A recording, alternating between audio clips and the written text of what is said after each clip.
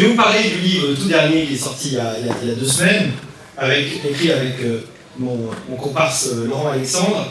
Mais on va forcément parler un petit peu aussi des autres, parce qu'ils parlent tous de liberté à leur manière. Donc ça me permet de faire un petit peu une rétrospective sur mes modestes opus. Il y en a un par exemple donc, que j'aime beaucoup, qui avait pas mal marché, mais enfin bon, c'est les éditions des Belles Lettres, c'était peut-être pas aussi bien distribué. Ça s'appelle La Nouvelle Ferme des Animaux. Je ne sais pas si vous avez lu, vous avez évidemment lu La Ferme des Animaux d'Orwell, vous avez découvert Liberté, c'est sur le communisme stalinien. J'avais écrit ça il y a un peu plus de 10 ans, et en fait j'ai réécrit la fable.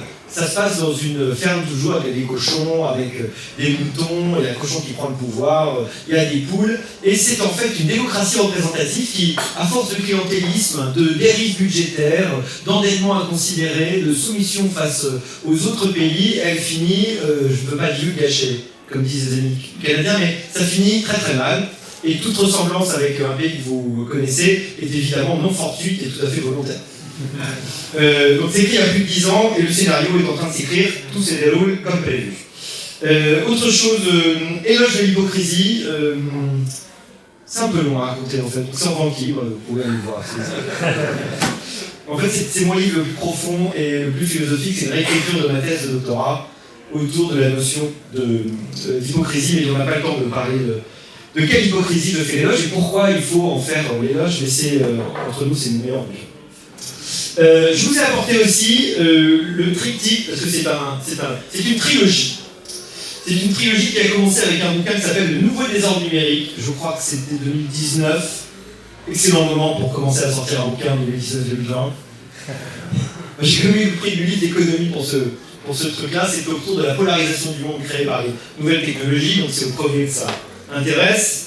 Et puis ça m'a mené à la question de l'usage des loisirs et du temps libre avec la tyrannie du divertissement, qui est une réflexion sur la façon dont on utilise le temps libre, et je vais vous en dire quelques mots parce que c'est quand même lié à la crise de l'effort et aux questions autour des études, de ce qu'il faut apprendre aujourd'hui et de ce nouveau monde extraordinaire et inquiétant à la fois qui est en train de naître avec l'intelligence artificielle, la tyrannie du divertissement, au premier qui faudra le saisir.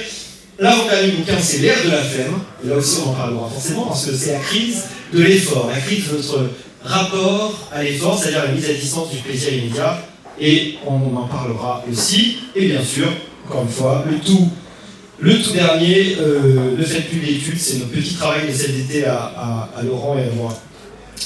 Pour tout vous dire, j'avais pas prévu d'écrire un livre avant 2 ans, j'aime bien mettre 2 ans entre chaque bouquin pour avoir le temps de mûrir, d'accumuler de la doc, de réfléchir, et puis j'ai horreur d'écrire un livre à plusieurs. Tout vous dire à 4 mains, c'est très pénible. On n'a pas le même style, on n'a pas la même façon de construire, on n'a pas la même démarche, on n'a pas les mêmes références, mais bon, Laurent Alexandre est un très très vieux copain, et il est tellement brillant et intelligent que c'est toujours un plaisir, mais ça fait quand même... C'est quand même une épreuve un peu différente d'écrire ce livre, mais on a décidé de l'écrire en mars dernier. Et encore une fois, je l'ai publié 1 mois avant un bouquin, parce que j'avais vraiment aucune obligation, aucune volonté. Je ne suis pas de ces gens tellement doués qui arrivent à publier tous les 6 mois. Non, voilà. J'ai besoin de beaucoup plus de temps et de maturation. Mais là, on s'est dit en discutant avec Laurent, parce qu'on échange tous les jours plein de messages, autour des, comme vous sans doute, autour de ce qui se passe dans l'intelligence artificielle et dans la tech, et vous savez que si vous y intéressez, il se passe un truc tous les jours, voire plusieurs trucs par jour. Il n'y a pas une semaine où il n'y a pas quelque chose d'assez important qui est en train de se passer dans le monde en rapport avec la tech, et pour ça évidemment il faut avoir les yeux pour regarder et avoir le bon fil pour arriver à suivre. Mais on s'est dit, en train de se passer quelque chose, aujourd'hui, probablement pas grand monde s'en rend compte, il faut être vraiment extrêmement initié pour arriver à comprendre ce qui est en train de se passer.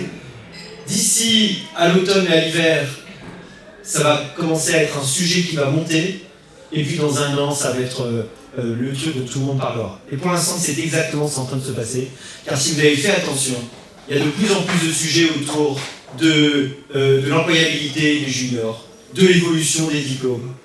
En France et partout dans le monde, il y a The Economist, Financial Times, Wall Street Journal qui font de plus en plus de papiers autour de ça. Donc vraiment, c'est un sujet qui est en train de monter, tout se passe là encore comme on l'avait précis. Alors, je pourrais vous parler de très longues heures, mais je vais essayer d'aller un peu au fait de ce que je veux vous dire. parce qu'on est là aussi pour échanger. On va peut-être parler un peu d'actualité économique, parce qu'il y a aussi des trucs à dire. Vous savez, dans la chartreuse de Parme de Stendhal, le seul qui comprend rien, à Waterloo, c'est parce qu'il est au milieu, c'est Fabrice Elbogo qui est le héros, vous savez, dans la chartreuse de Parme. Il voulait voir une bataille, et puis finalement il finit au milieu du combat, et il voit de la fumée, les gens courir, on lui dit tiens, il y a l'empereur qui est passé, il finit par s'endormir sur le champ de bataille. Et en fait, il était au milieu de Waterloo, il n'a rien vu. Parce que quand on est au milieu, c'est très dur de réaliser, de comprendre, parce que les choses vont par glissement, les choses ne sont pas toujours visibles, et comme vous savez, la plupart du temps, les grands titres des journaux, c'est l'écume des événements, mais c'est absolument pas les grands mouvements telluriques. Et donc ces grands mouvements telluriques, il faut faire attention, il faut prendre du recul pour les comprendre. Et il y a un truc, une première chose fondamentale à comprendre, mais je suis sûr que je prêche les convertis. C'est sympa de temps en temps de prêcher les convertis, en particulier sur la liberté, parce que j'ai l'habitude, malheureusement, parfois dans les plateaux, de devoir prêcher des gens qui sont vraiment pas convertis. C'est aussi une épreuve, disons que c'est un difficulté, un sacerdoce, c'est pas toujours très agréable, mais c'est sympa de temps en temps de plaider devant des gens dont on pense a priori qui sont plutôt convaincus, et surtout qui savent une grande partie de ce que je vais vous dire, donc pardonnez-moi si je vous rappelle des évidences, mais la première chose à comprendre, c'est la caractéristique de notre époque, c'est la continuation de l'incroyable accélération. Et le rythme n'est pas un détail dans l'histoire. Le rythme de l'évolution des technologies est un point fondamental à comprendre. Et c'est surtout que ce n'est pas nouveau, mais nous sommes à un point d'inflexion de l'exponentiel. Si on prend énormément de recul, les êtres humains, et même avant qu'ils existent, les hominidés, ou même avant, ont taillé des silex pendant 3,3 millions d'années. L'âge de pierre, c'est 3,3 millions d'années. Puis la deuxième grande révolution technologique, si on enlève le feu il y a environ 500 000 ans, c'est l'âge du bronze. Évidemment, il y a besoin du feu, l'âge du bronze. Et bien, le passage de l'âge du bronze à l'âge du fer, ça a fait combien de temps? 3 millions 2000 ans. 2000 ans seulement. Alors déjà, on compte en milliers d'années. Oui, avant, on comptait en millions. Là, maintenant, tout d'un coup, on va déjà compter en milliers d'années. Je vous donne un autre exemple beaucoup plus proche de nous. Entre le premier vol des Fahrenheit en 1903, la première fois on a vraiment fait voler un appareil, mais si vous savez, il y a un débat avec le témoin Adair, mais il a fait 500 mètres, on est peut-être dans le meilleur des cas. Les Fahrenheit, 1903, on commence vraiment à maîtriser l'avion.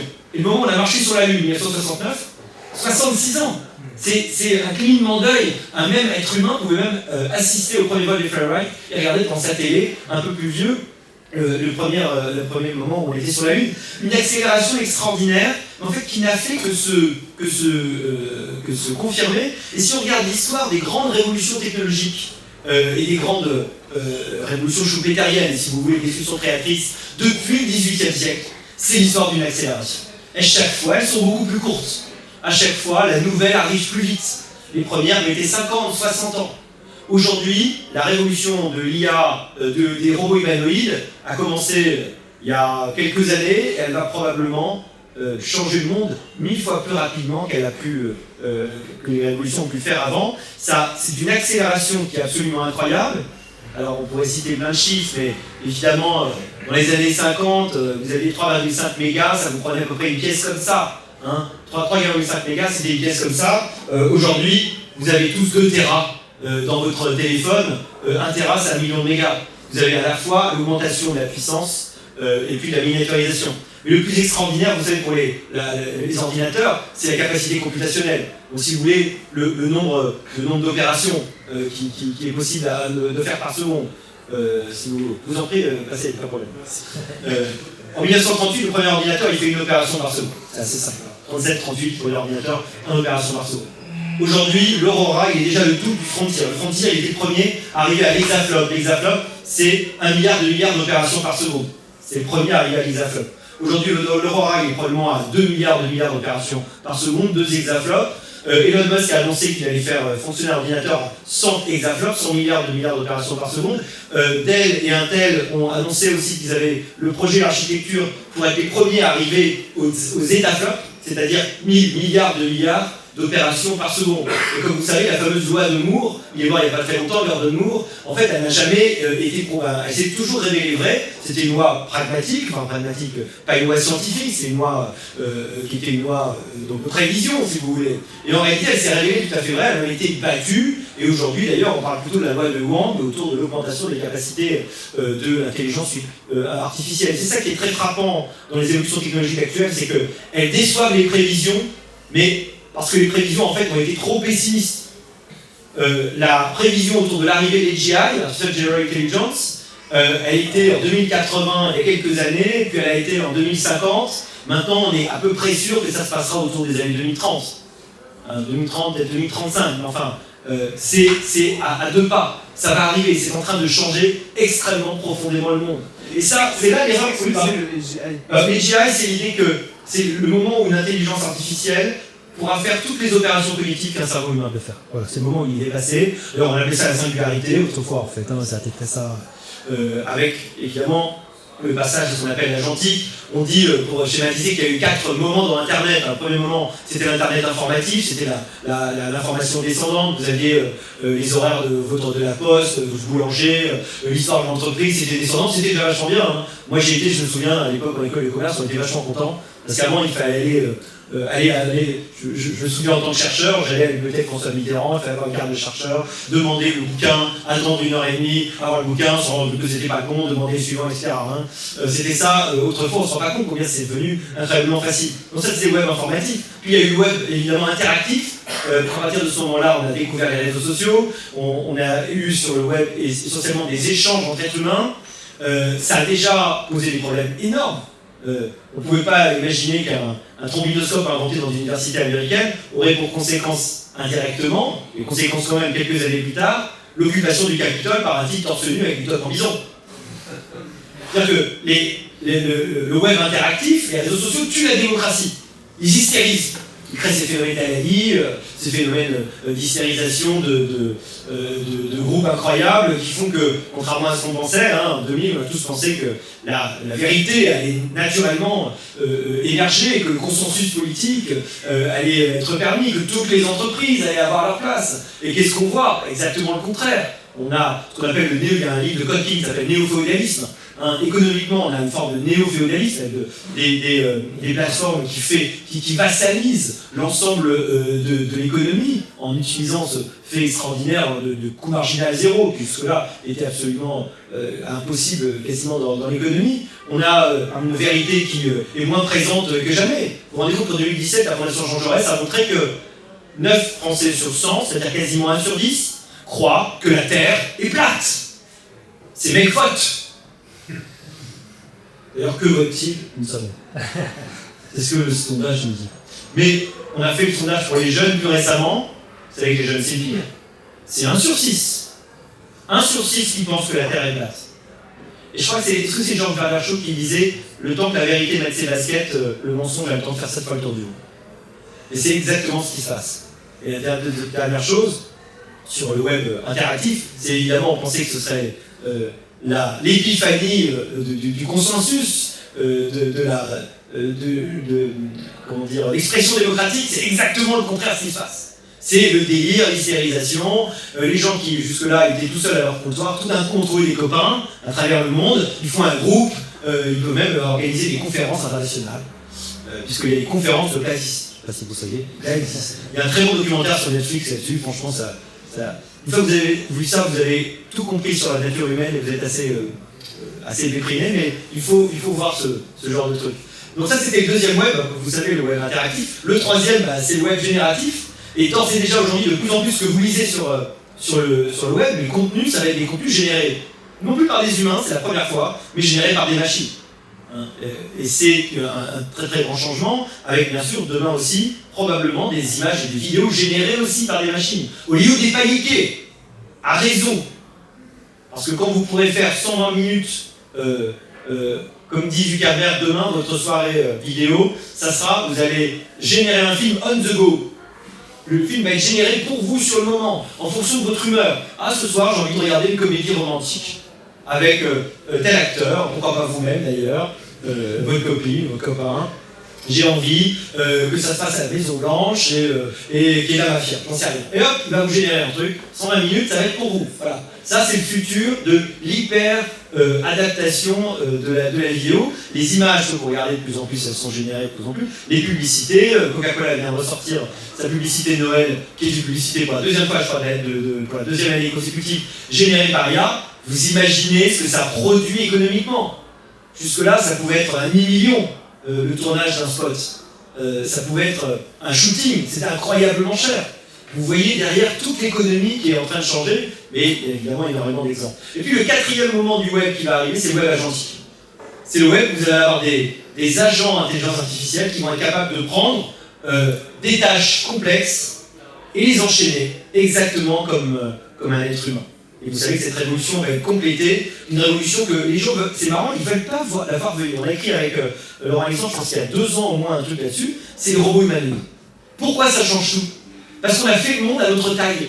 Parce que ce café, parce que notre salon, notre cuisine, il est fait, le train, les voitures, ils sont faits à la taille de l'être humain. Avoir des robots humanoïdes qui seront exactement comme Z6PO, sauf qu'ils pourront faire des backflips sans élan.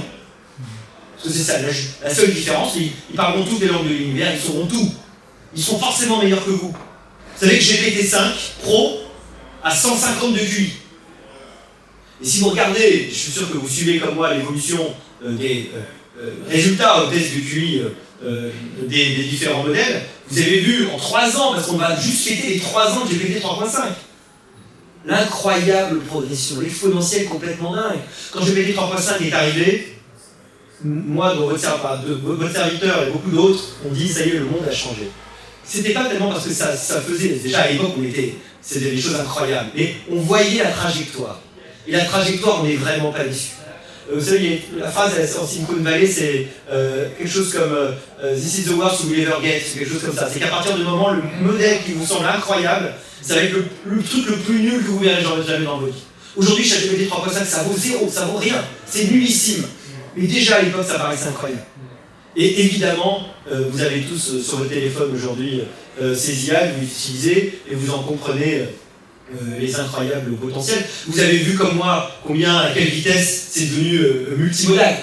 Au début c'était text to text, puis ça a été text to picture, maintenant c'est picture to picture, picture to text, picture to motion, il y a absolument tout, vous pouvez tout mettre, vous pouvez tout nourrir, vous pouvez nourrir en plus avec une augmentation de la fenêtre d'attention, une capacité à se souvenir qui est incroyable, et ça a évidemment un effet fondamental sur l'évolution des études, on va en parler. Notre époque est fascinante au sens latin du terme. Vous savez que le fascinus, c'était l'espèce de... C'était ce qu'on appelle un objet, un objet apotropaïque. C'est-à-dire un objet qui est là pour éloigner le mauvais sort qu'on mettait au cou les jeunes romains. C'était un phallus, d'ailleurs, techniquement, il faut savoir. C'est un objet, oui, parce que vous avez un rapport différent, les Romains à la sexualité, mais c'est un phallus pour éloigner le mauvais œil. Et donc, le fascinus, c'est un objet qui à la fois dit il y a une malédiction, et nous avons les moyens d'éloigner. Donc vous voyez, c'est à la fois la malédiction et la bénédiction. Donc notre époque, elle est fascinante en cela qu'elle porte vraiment ce dualisme et cette ambiguïté. Elle va probablement être terrible, elle va être génératrice d'inégalités, elle va être extrêmement exigeante. Comme on le dit dans le bouquin, c'est pas une époque pour les grosses feignasses. Moins que jamais. Mais pour d'autres raisons qu'autrefois. Et à la fois, c'est une époque formidable parce qu'on va pouvoir y faire des choses extraordinaires, parce qu'on va pouvoir attendre des progressions en termes en termes scientifiques et de connaissances pour la santé, probablement d'espérance de vie extraordinaire, ce qui fait que quand je regarde des projections du corps pour le système des retraites en 2070, c'est à mourir de rire, si vous voulez. En 2070, ils ont pris des projections extrêmement conservatrices sur l'augmentation de l'espérance de vie. Et moi, je suis persuadé qu'on va tous prendre au moins 20 à 30 ans d'espérance de vie dans les années qui viennent. Vous savez ce qu'a dit Ray Kurzweil, hein. Si vous pouvez, Ray Kurzweil, professeur à MIT, grand futurologue, qui a en général eu pas mal raison, et ces choses sont allées plutôt plus vite que ce qu'il a dit. Il a dit, Ray Kurzweil, il a dit, si vous allez arriver à survivre aux 5 prochaines années, il est probable que vous viviez 500 ans. Voilà. Ah, c'est l'avantage. Moi, j'ai l'intention d'essayer, en tout cas. Je ne sais pas pour vous, on va voir. En tout cas, il y aura des gens qui sont du bon côté de l'histoire, et puis il y a des gens qui sont malheureusement morts juste avant. Hein. Comme il y a eu un gars qui est mort en 1914 le 11 novembre, hein. Comme il est mort en 1918 le 11 novembre. Il y a eu un dernier gars qui s'est pris une balle, c'est vraiment trop con. Hein. Mais voilà, c'est comme ça. Ce qui est formidable à notre époque, c'est que demain, on ne mourra plus de choses qui ont fait mourir comme des mouches. C'est déjà le cas pour le sida, mais c'est de plus en plus le cas pour le cancer. Et Microsoft annonce qu'ils vont pouvoir, ils ont vraiment l'intention de pouvoir guérir le cancer. On a aussi il y a le cas que vous connaissez évidemment extraordinaire d'AlphaFold. AlphaFold a déterminé, il a tourné 16 jours. Il a déterminé la structure de 200 millions de protéines en tournant 16 jours. Jusque-là, pour déterminer la structure d'une protéine, il fallait un thésard pendant 5 ans. Donc AlphaFold de Google a économisé 1 milliard d'années de chercheurs en 16 jours. Voilà, c'est ça l'exponentiel dans lequel on est, avec une recherche qui est de plus en plus assistée par ordinateur, qui va de plus en plus probablement d'ailleurs quitter l'université, va pouvoir être mécanisé en quelque sorte, automatisé. Vous savez qu'on commence à imaginer qu'on va pouvoir concevoir des matériaux en fonction concevoir les structures de matériaux en fonction évidemment du type de qualité qu'on veut. Imaginez pour les avions à la fois résistants et légers, c'est des choses extraordinaires. Dès que vous enlevez 1 kg de moins pour les avions, vous arrivez à baisser énormément les consommations. De la même façon que vous avez des avions aujourd'hui, ils ont une consommation assistée par un pilotage assisté par l'IA, ce qui permet d'économiser jusqu'à 30% de carburant. C'est absolument extraordinaire. Alors, quand je dis ça, on se voit sur des émissions genre c'est ce soir sur la scène, vous dire vous êtes techno-solutionniste. J'avoue que j'endosse assez facilement l'idée de techno-solution. Et je crois, et c'est ce que je raconte à longueur de bouquin, l'histoire de l'humanité, c'est d'abord des animaux évolués qui évoluent grâce à la technologie. Vous savez que la technologie du feu nous a changé. Si on n'avait pas le feu, on n'aurait pas... Là, ici, votre cerveau, il bouffe 20-25% de votre énergie. Il n'y a pas un être vivant qui a le même rapport entre la taille du cerveau et la taille du corps. Et les éléphants ont un cerveau plus grand, mais évidemment, la taille du corps est beaucoup plus grand. Pourquoi on peut se payer ce luxe extraordinaire? Parce qu'on arrive à ingérer beaucoup plus de calories beaucoup plus vite. On peut le faire grâce au feu. On a eu à 500 000 ans. Le consommement, c'est le principe c'est de... Chez les animaux, d'une manière générale, c'est le système digestif qui consomme le plus. Oui. Les herbivores, c'est sûr. Après, les carnivores, qui sont les herbivores qu'on est crabiers.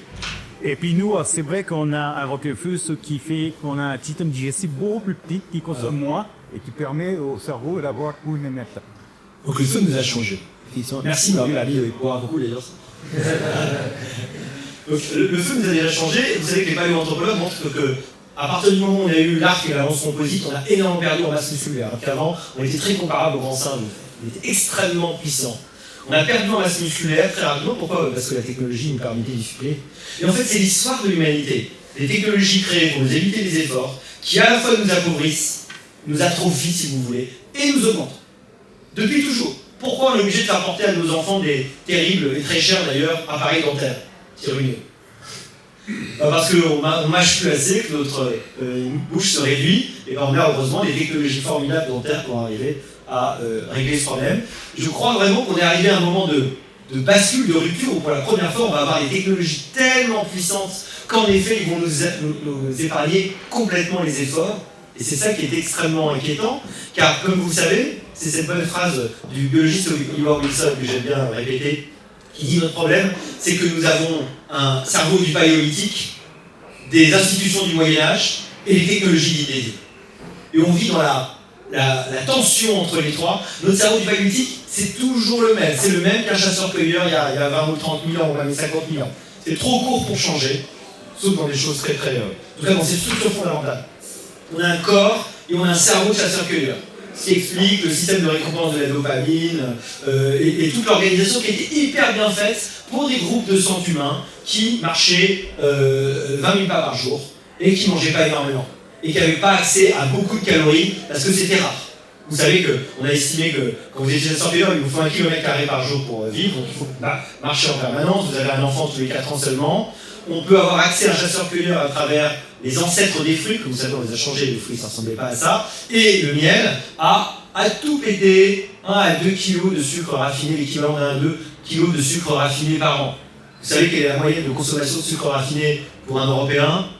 C'est 60 à 70 kg par an. Pour un Américain, on est plus autour de 100 kg par an. On n'était pas du tout fait pour bouffer autant de sucre, mais notre cerveau, il a été vachement calibré pour nous donner envie du sucre, parce qu'il lui dit « Oh putain, il y a du sucre !» Tu sais pas quand tu vas le retrouver, donc vas-y. D'autant plus que, comme vous savez, on était charognards initialement, donc probablement, la charogne, vous savez, sa caractéristique, c'est qu'elle n'a pas beaucoup. Quand vous l'avez, il faut bouffer très très vite et beaucoup, et après, vous ne savez pas combien de temps il va falloir attendre avant la suite. Donc le banquet, peut-être, est probablement quelque chose qu'on a aussi. En tout cas, on est toujours chasseur-cueilleur dans nos structures. On a des technologies complètement dingues qui nous permettent d'éviter les efforts, alors qu'on était une machine formidable à économiser l'énergie. Et comme vous savez, la course, c'est rationnellement, quand vous voulez aller plus vite, c'est quelque chose qui va vous demander moins d'énergie que la marche rapide. C'est quelque chose qui est, en termes de gestion énergétique hyper efficace, de la même façon d'ailleurs que la marche Bipède. On est une machine à économiser de l'énergie, et notre cerveau, dès qu'il peut éviter un effort, dès qu'il peut sauver, si vous voulez, la mémoire vive pour s'intéresser, pour regarder l'imprévu, pour s'attendre à l'imprévu, il le fait. C'est exactement ce qu'il fait. C'est cette raison, c'est la raison pour laquelle, comme vous savez, on est extrêmement attentif à la nouveauté. C'est-à-dire qu'on voit un truc qui bouge très facilement. Parce que, évidemment, pour des raisons évolutionnistes, dans la jungle, ça vous permet de voir la bête qui veut vous attaquer. Vous connaissez les trois F, les trois réponses dans la nature: freeze, fight, fly.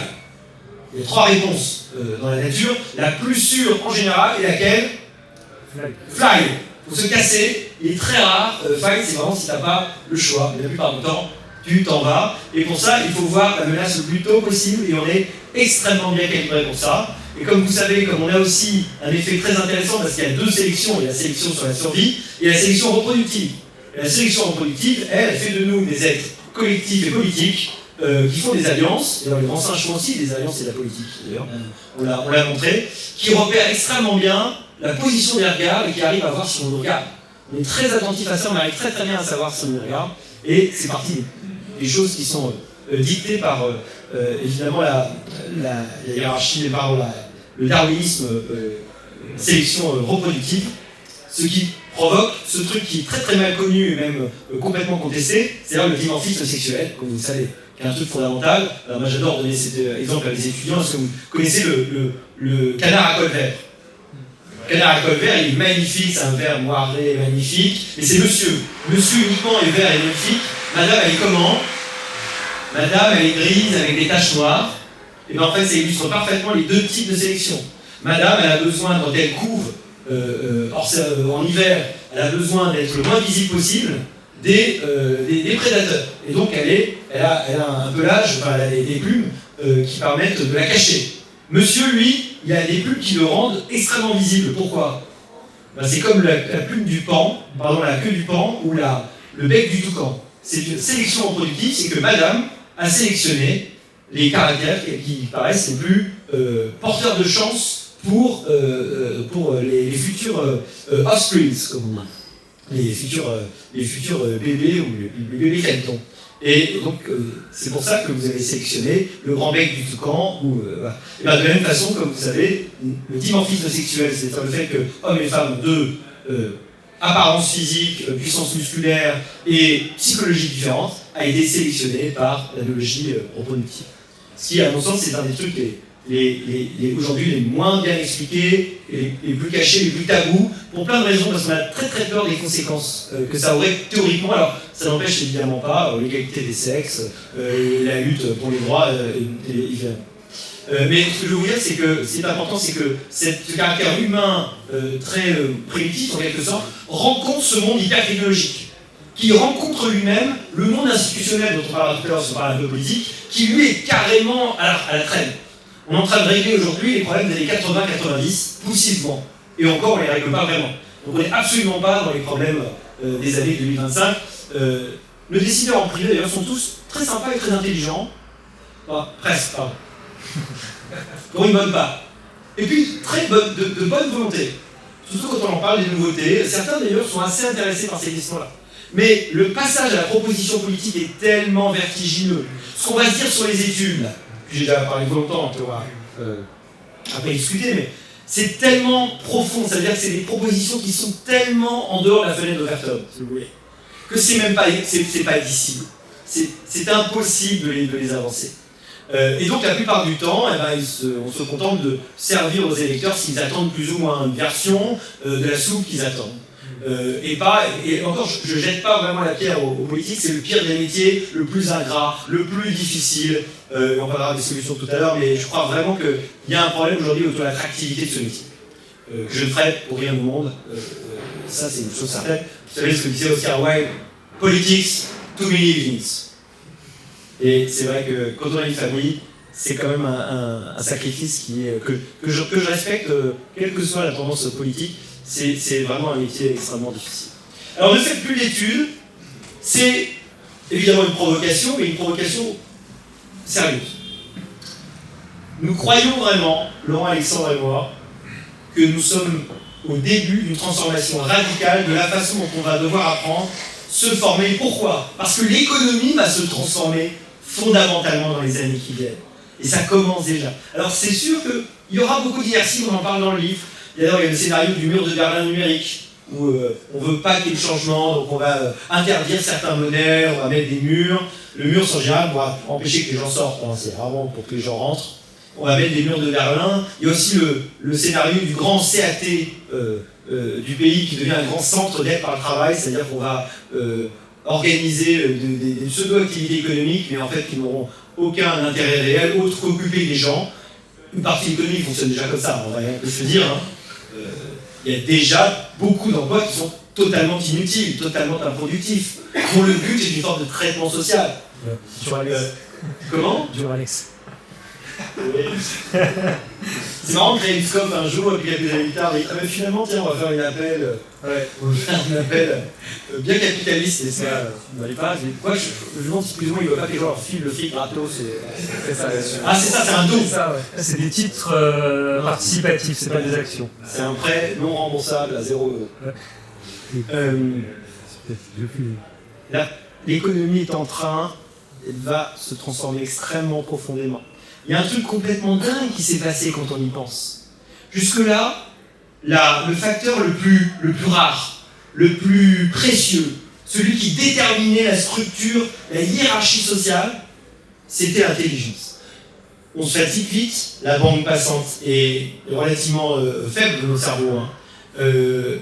Il faut beaucoup de temps pour former un être humain. Il faut 30 ans, parfois plus. Tout le monde n'arrive pas au même niveau de compétence.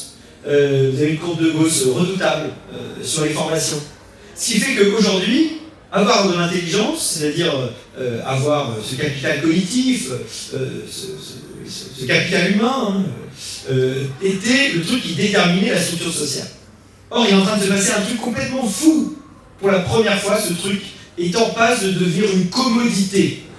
Une commodité, c'est quoi? C'est un no product, c'est un truc qui coûte zéro marginalement. Vous ouvrez un robinet, vous avez l'électricité, vous avez de l'eau, vous avez du gaz, ça coûte rien du tout, tout le monde en a de la même façon. Et ça, c'est un changement radical. Et en fait, notre enjeu aujourd'hui, c'est de penser une société dans laquelle l'intelligence est devenue commodité. Qu'est-ce qui va se passer? Quelle est la transition? Qui va morfler en premier? Qui va être protégé le plus longtemps? Quel est le point d'arrivée? Dans 10 ans, les étudiants qu'on forme aujourd'hui à l'université, qui vont sortir au mois de juin avec un diplôme, théoriquement, vont être actifs jusqu'en 2060-2070. Mais qui peut imaginer à quoi va ressembler l'économie en 2060-2070? Peu de monde, mais il y a une seule chose dont on peut être certain, c'est que ça va être extrêmement différent. Alors il y a un truc qui est en train de se passer de façon extrêmement concrète, c'est une crise de recrutement des juniors. Là, je ne croise pas un seul cabinet d'avocats, un seul cabinet de conseil, une seule boîte, qui ne me disent pas c'est vrai qu'on a quand même beaucoup réduit notre embauche de juniors, parce que c'est l'IA qui fait leur boulot. L'IA commence d'abord, aujourd'hui, par remplacer les boulots d'entrée de gamme, d'entrée de métier. C'est là, autrefois, qu'on se faisait d'ailleurs la main, en crunchant des chiffres, en faisant des projets de contrat, en faisant des comptes rendus d'entretien, en assistant au travail, en faisant des tâches de petites mains, quoi, qui étaient chiantes, mais qui étaient formatrices. D'où la grande question qui se pose aujourd'hui, si on n'a plus besoin de juniors, comment on devient senior demain? Dans un premier temps, ce à quoi on assiste, c'est la revanche des seniors.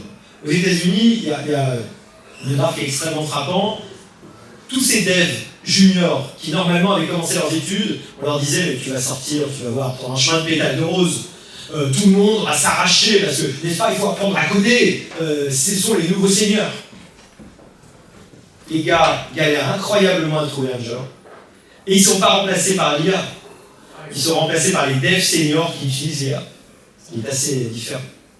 J'avais une amie avocate fiscaliste assez senior qui m'a dit récemment mais c'est super, grâce à l'IA je fais mes recherches de jurisprudence, je fais projet de contrat, même les mails, je le nourris de tout ce que j'ai déjà fait, l'IA comprend, et puis moi, surtout j'ai la couche de seniorité qui me permet de corriger les erreurs, parce qu'il y en a, d'améliorer, de remettre un peu droit, de rendre professionnel. Je fais les trucs aussi bons qu'avant, voire meilleurs, 10 fois plus vite.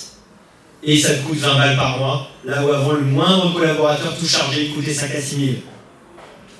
vous vous rendez compte de ce qui est en train de se passer? Je pense qu'on va évidemment au-devant de tensions sociales très fortes. Il y a déjà, chez les plus jeunes, et très jeunes ici pour beaucoup, chez les plus jeunes, une légitime amertume. Il y a quand même une injustice intergénérationnelle avec ce système des retraites, il faut quand même le dire. Que être jeune aujourd'hui, c'est ne même pas rêver d'arriver à acheter son appartement, sauf s'il est un héritier. Et alors, ne même pas rêver dans le rêve, via Inception, de pouvoir élever une famille dans Paris. Là, c'est un truc, même si vous êtes un couple hyper... vous êtes des polytechniques tous les deux. Vous avez un job de malade mental. Et si vous n'êtes pas héritier, no way. No way. Vous allez en périphérie comme les autres. Ça pose quand même un problème. Et cette confiscation, j'adore les retraités, mais cette confiscation de la décision politique, cette orientation des moyens politiques autour du niveau de vie retraité, je suis passé, c'est catastrophique. Alors que du coup, on n'est plus capable d'investir. Et dans le budget, on baisse les dépenses pour l'enseignement supérieur, pour les plus jeunes, parce qu'on n'est pas capable, ne serait-ce que de faire un truc, mais hyper simple. Désindexer les retraites, on sent. C'est 1% de pouvoir d'achat en moins. Là où il y avait 100, il y aura 99 de pouvoir d'achat. C'est quand même pas absolument la mort. Et puis éventuellement, si tu peux dire, bon, bah, si c'est seulement les petites retraites, c'est trop dur. Bon, bah, ok, les petites retraites, tu protèges, tu indexes, mais bon, quand tu touches 4 à 5 000 euros par mois de retraite, peut-être que 1% c'est vivable. Bon, le fait qu'on ne soit pas capable de faire cette décision pose un grand problème aujourd'hui dans nos décisions publiques parce que c'est porteur de grandes tensions. Et ces tensions, elles vont s'accélérer avec le tournant technologique qui est en train de nous arriver en plein dedans.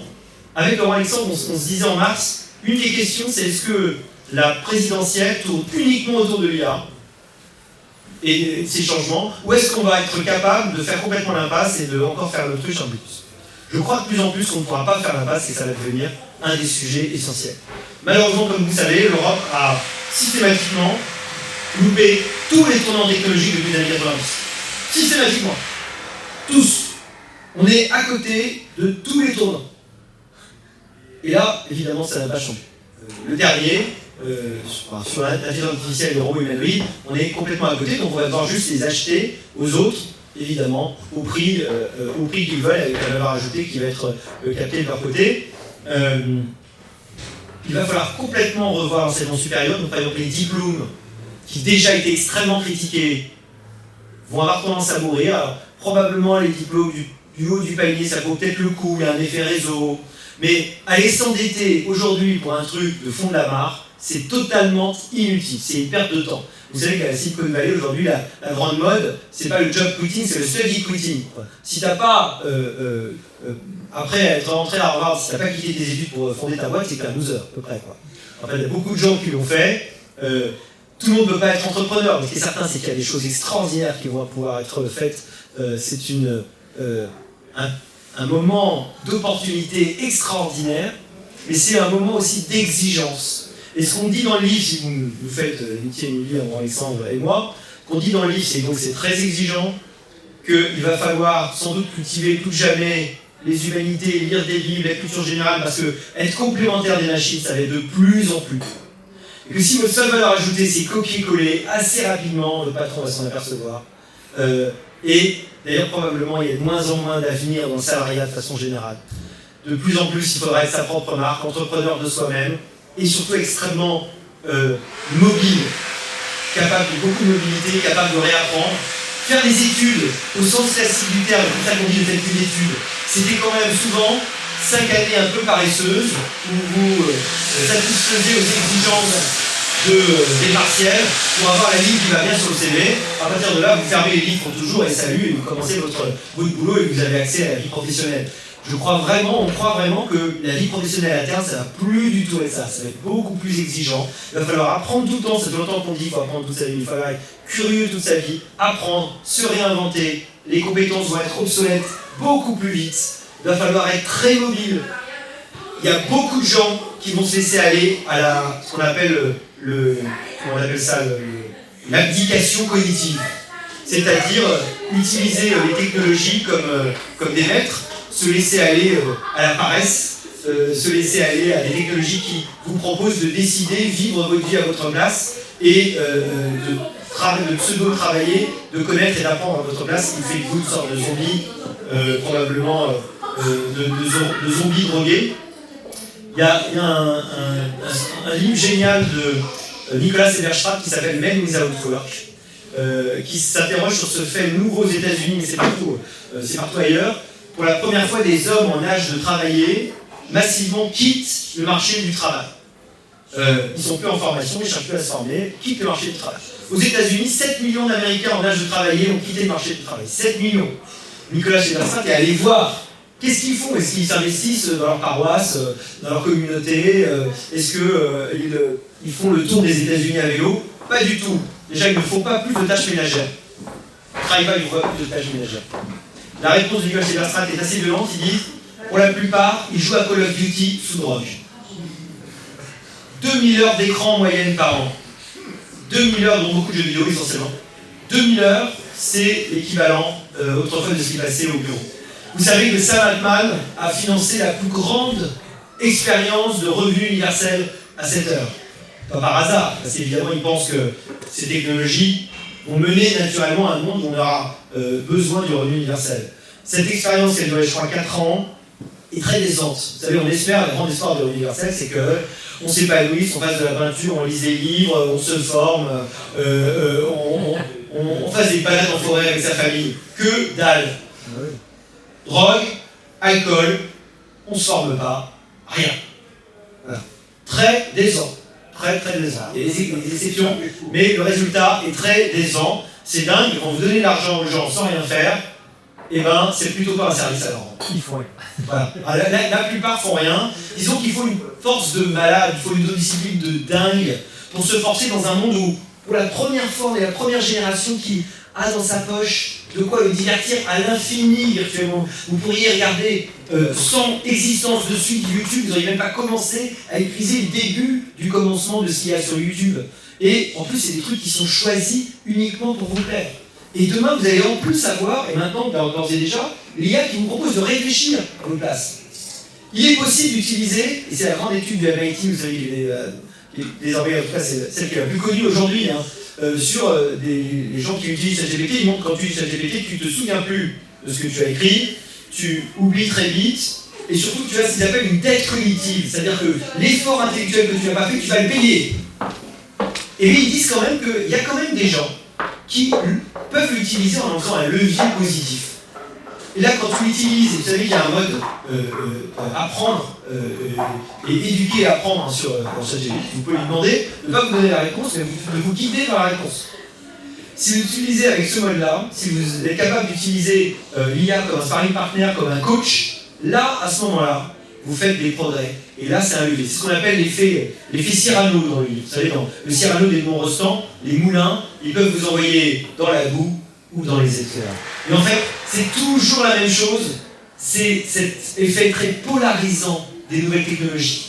Elles sont soit des tremplins extraordinaires, soit elles font de vous des zombies avec la perfusion du shoot de dopamine des réseaux sociaux et demain du métavers. Donc, nous, les messages quand on écrit des livres, c'est de dire probablement on ne sauvera pas tout le monde, mais il est important qu'on soit conscient des nouveaux enjeux. Les contraintes de nos parents, de nos grands-parents, c'était résister à la difficulté, résister à la contrainte, résister à un monde d'obligation. Les contraintes qu'on a aujourd'hui, c'est de résister à la facilité. C'est une contrainte totalement différente. Le problème de mes enfants, c'est que leur monde est trop facile. Et qu'il faut leur apprendre la notion d'effort, la capacité à épargner son plaisir, à mettre le plaisir immédiat à distance. Et en fait, c'est hyper dur. C'est pire que tout, en fait. Comme un argent de poche. Bah, et on essaye tous, en tant que C'est le seul moyen. Comment? Ah, l'argent de poche? Si les gens n'ont pas, ne leur donne pas l'argent, son jet ne casse plus. C'est mécanique. La preuve que même aux États-Unis, il n'y a pas le système d'État-providence, des 7 millions d'Américains qui sont capables de rien foutre et de vivre au crochet. Oui, mais moi j'ai d'autres théories, j'ai tapé une autre fois que c'est spectacle quand même chose. Il y a énormément de moyens de s'approvisionner en bouffe, ça fait les autres. Donc, et c'est pour vous vrai quand on est des sociétés qui consomment les codes et des tonnes de choses. Ouais. Mais néanmoins, dans ce qu'on que vous disiez tout à l'heure, on est un peu coordonnés. On a des boîtes. On est maté pour ça. Ça doit couper les livres au vent. Et là, vous avez les boîtes comme. Je vais automatiquement. C'est un monde formidable si tu sais donner des coups de pied au cul. C'est un monde terrible si tu te laisses aller et que tu te laisses aller à la facilité. Et en fait, c'est un peu Ulysse sur son bateau et les sirènes. Il faut avoir la force de s'attacher au bras. Parce que sinon, c'est trop difficile. Ça, c'est anthropologique, c'est la sélection naturelle à un moment. C'est l'espèce, il y a des seuls, il y a ceux qui font et ceux qui font. Ouais, c'est d'accord. Oui, non, sans doute. La question, c'est, dans mon bouquin sur la flemme, je regarde, il y a des recherches terribles qui montrent que l'énergie a une raison assez génétique aussi. Il y a des gens qui sont plus ou moins énergiques. Mais il y a quand même aussi un espoir. Et c'est une chercheuse qui s'appelle, je ne sais plus, attendez, Garcia quelque chose. Je pensais dans mon bouquin. Et elle a écrit un bouquin autour de qu'est-ce qui fait la réussite. Vous savez que ceux qui réussissent le plus, c'est les enfants de profs, professionnellement et scolairement. Pourquoi? C'est pas les plus riches. Pourquoi? Parce qu'on leur donne évidemment la connaissance des arcanes, un peu les réseaux, mais pas tant que ça, mais surtout, on leur donne un truc qu'on ne veut pas du tout dire aujourd'hui à gauche, le sens de l'effort. On leur transmet la discipline de l'effort. Pourquoi il y a une reproduction sociale hyper forte chez nous? Parce que les classes sociales dominantes donnent non seulement le capital culturel, le capital social, les réseaux si vous voulez, mais surtout une discipline de soi. Et donc, ce qui est urgent d'apprendre à tout le monde, et de publier le plus possible, c'est que l'éducation, c'est d'abord des disciplines, une discipline de soi, un rapport à l'effort, un rapport à l'exigence. Sans doute, toute chose qu'en France, notamment, et ailleurs peut-être aussi, mais en France notamment, nous avons oublié au nom de l'égalitarisme. J'ai entendu, je ne sais plus quel syndicat, qui disait il ne faut pas faire des groupes de niveau parce que ça humilie les mauvais. Ça c'est sûr qu'avec cette notion-là, on a mis tout le monde au bac, maintenant on va mettre tout le monde au bac plus 5, et bac plus 5 et le bac ne valent plus rien. À un moment donné, c'est terrible, quand vous faites de l'égalitarisme, vous refaites entrer par la fenêtre la sélection de façon encore plus terrible. Autrefois, vous étiez un enfant modeste, vous pouviez être repéré par votre instituteur qui vous faisait monter, et on a énormément de cas de gens comme ça qui se sont formidablement élevés socialement alors que leurs parents ne savaient même pas lire. Aujourd'hui, la crainte qu'on peut avoir, c'est qu'au nom de l'égalitarisme, eh bien, on ne pourrait plus donner les chances à quelqu'un qui en a les moyens. Et ça, c'est quelque chose qui me fait particulièrement en colère. Cet égalitarisme, au nom des bonnes intentions, qui tue justement l'ascenseur social, qui tue les chances de ceux qui auraient pu avoir une possibilité de s'élever malgré des provenances sociales plus modestes. Bon, j'ai beaucoup trop parlé, on pourrait dire plein d'autres trucs, mais le mieux maintenant c'est qu'on discute et qu'on échange autour de questions. Peut-être qu'après on parlera de la politique actualisée, plein de trucs à dire aussi.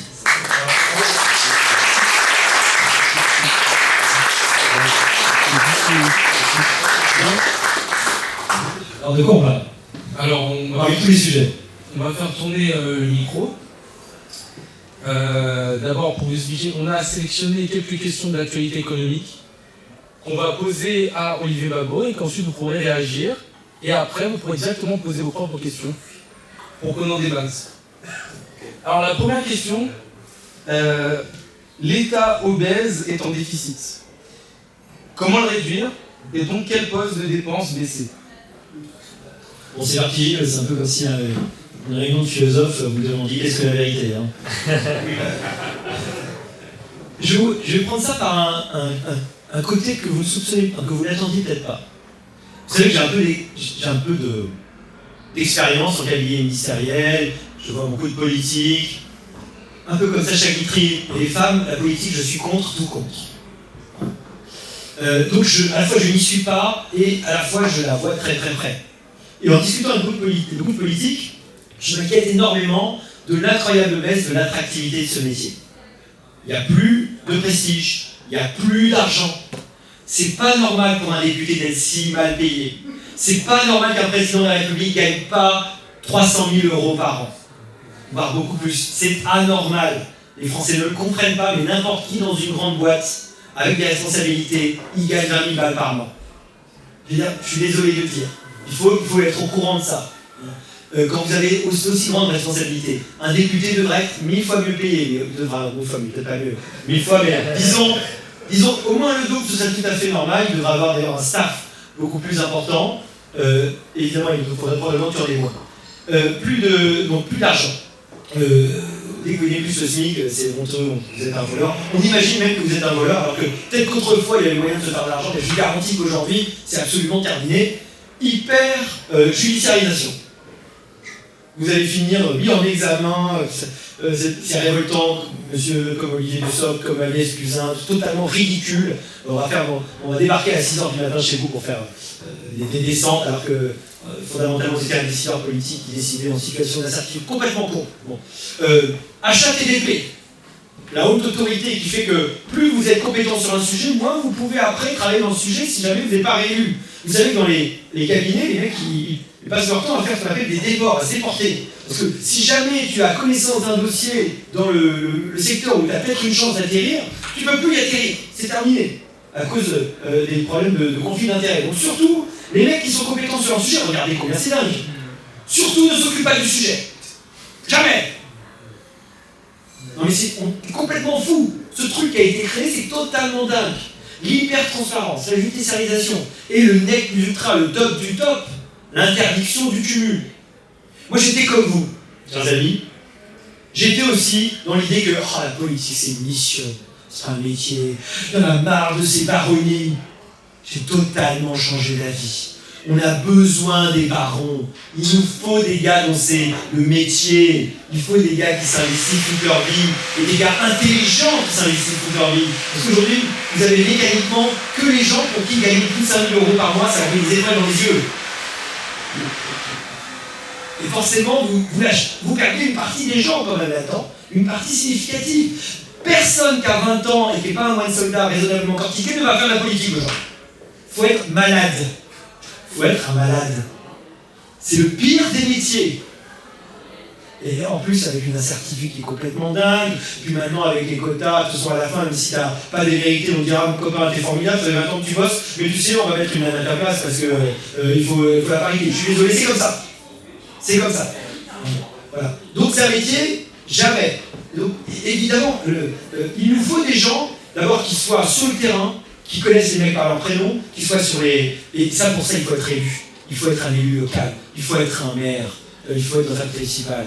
C'est là que vous êtes les pieds à portée de baffe, effectivement, comme on dit. Oui, c'est bien là. Il faut vraiment que vous soyez en contact. Et ces députés maires, on devrait obliger les députés à être députés maires.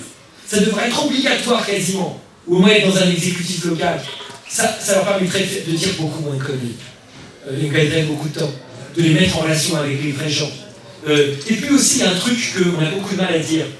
Quand vous devenez secrétaire d'État ou ministre, la plupart du temps aujourd'hui, vous êtes un ectoplasme.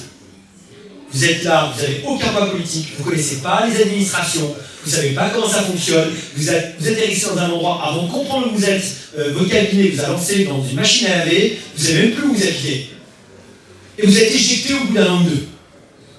J'ai discuté avec une ancienne ministre, qui a été ministre longtemps, il me dit, c'est marrant, dans les cabinets, tu as l'impression que tu es un peu comme le petit enfant dans le manège.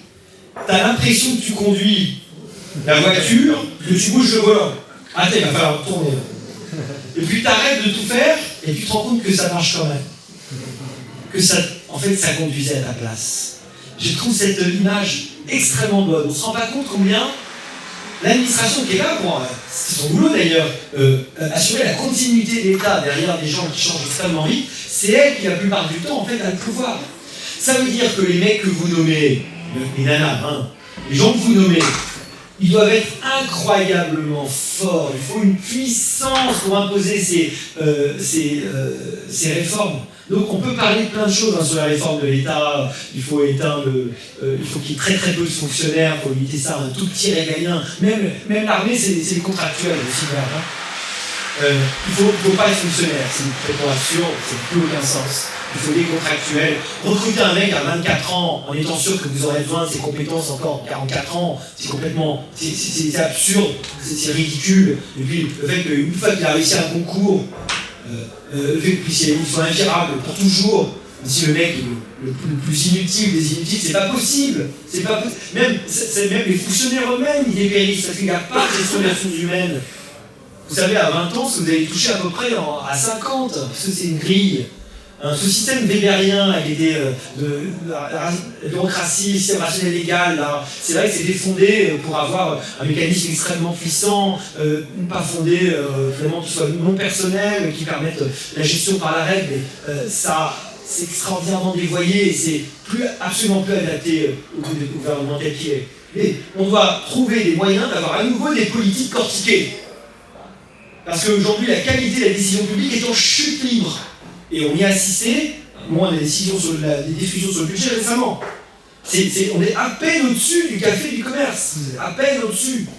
La plupart du temps, on est même plutôt dans la mauvaise version. Après, beaucoup de verre, quoi. C'est-à-dire que c'est n'importe quoi. C'est n'importe quoi. C'est destructeur. On raison que le budget, normalement, c'est quand même le truc le plus normal qu'on doit faire. Ça devrait être un détail, le budget. Parce qu'après, il y a quand même des réformes à faire. On n'arrive même plus à faire ça. De grandes affaires, maintenant, année après année, c'est d'arriver à se voter un budget. Vous voyez l'état de décrépitude, l'incroyable crise que nos démocraties, que nos institutions en France sont en train de traverser. Parce qu'il faut quand même le dire, le problème de la France, c'est que c'est un pays riche, autrefois, qui a le niveau de vie d'un pays riche, mais qui est pauvre. Voilà. Et en fait, plus on devient pauvre, parce que la croissance potentielle, notre croissance est tuée par notre système de redistribution auquel on ne veut absolument pas renoncer. Donc plus le système de redistribution tue la collectivité, tue le travail, tue ce qui pourrait nous permettre d'avoir plus de croissance, plus on augmente la charge sur la nulle. Et ce qui est une sorte de nœud coulant fiscal complètement dingue, qui est en train de nous tuer, si bien qu'on est certain à se dire que finalement la seule chose qu'on peut attendre maintenant, c'est la troïka. Il nous faut un accident sur la dette. Il faut qu'à un moment donné, on dise c'est plus possible, il faut que tout soit remis à plat. Parce qu'on se rend bien compte que dans les discussions, vous avez une part très importante de l'hémicycle qui n'a aucune intention de remettre quoi que ce soit en cause. Peut-être qu'ils sont conscients, peut-être qu'ils sont cyniques, peut-être qu'ils font uniquement du clientélisme électoral, peut-être qu'ils sont cons aussi, c'est possible. Peut-être dans tout ça à la fois, c'est possible de part. Mais malheureusement, aujourd'hui, il n'y a pas d'apparence qu'on fasse la moindre réforme profonde. Je pense vraiment qu'il va falloir quelque chose de très violent pour qu'on remette les choses sur le métier. Il faut tout revoir dans le système de redistribution, dans notre système social, dans l'assurance maladie. Il faut remettre un signal prix extrêmement fort. Il faut probablement passer à un système. Aujourd'hui, comme vous savez, on est bismarcko-beveridgien. Il faut qu'on passe à un système social plutôt beveridgien qui va assurer un système social, un système d'aide très simplifié au minimum pour les gens, un filet, et puis pour les autres, beaucoup plus de responsabilité. On n'a pas assez de travail, il faut casser évidemment cette incroyable travail et activité qu'on a aujourd'hui. On sait très bien que le système de redistribution est tellement fort que quand vous arrivez à gagner péniblement 100 de plus, vous avez peut-être 30 ou 20 réellement, parce que vous perdez énormément d'avantages. La pente est hyper dure à remonter, elle est quasiment impossible à remonter. Et donc pourquoi vous faites plus d'efforts du coup. Et puis on a aussi passé ce moment terrible où plus de 50% des Français vivent objectivement des redistributions. Donc par définition, c'est un des livres que je ne vous ai pas apporté, parce que j'en ai plus qu'un chez moi, je vais garder, ça s'appelle, il est en vente libre, je crois sur Amazon, et normalement ça devrait vous toucher, qui a 2 numéros, mais ça s'appelle l'horreur politique. C'est un des rares, j'ai dit modestement parce que vraiment il n'y en avait pas, donc ça j'ai écrit, c'est un des rares manuels de vulgarisation de l'école du public choice américain. Vous savez, l'école des choix publics, qui est quasiment pas étudiée pour faire des études d'économie pendant 5 ans, on ne dira même pas le mot en France. Je crois que moi dans les études, jusqu'à l'agrégation, il n'a quasiment jamais été question, peut-être 2 minutes 30, sur des milliers d'heures, mais jamais. L'école du public choice qui a étudié comment l'administration, la politique fonctionne réellement. Et cette école, elle est très très bien enseignée, très bien expliquée en France. Donc un bouquin que je n'ai pas ici, malheureusement, je vais le refaire avec plaisir. L'horreur politique, c'est tout ce qui montre malheureusement que cet État, il est extrêmement dur d'en empêcher la croissance métastatique. Donc ça veut dire qu'il faut une volonté politique énorme. Je sais que j'ai répondu en partie à vos questions, mais il y en a peut-être d'autres. On va prendre les questions du public. Oui. Question.